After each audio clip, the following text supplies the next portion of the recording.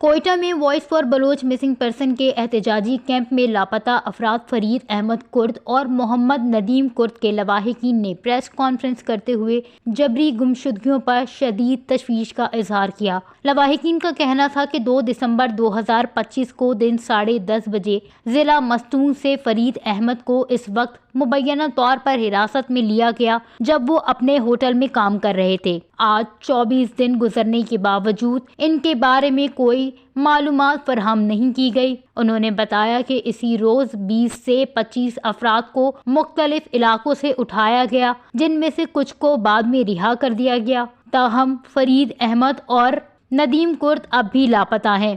لواحقین کا کہنا تھا کہ فرید احمد کرد ایک عام شہری اور کاروباری شخص ہے جن کا کسی سیاسی جماعت یا تنظیم سے کوئی تعلق نہیں۔ اسی طرح محمد ندیم کرد انہیں بھی ضلع مستونگ میں بنیادی مرکز صحت سے گھر جاتے ہوئے لاپتہ کیا۔ لواحقین نے حکومت بلوچستان، IGFC، کور کمانڈر اور اعلیٰ حکام سے مطالبہ کیا ہے کہ بے گناہ لاپتہ افراد کو فوری طور پر بازیاب کیا جائے اور جبری گمشدگیوں کا سلسلہ بند کیا جائے۔ وش نیوز، کوئٹہ، بلوچستان۔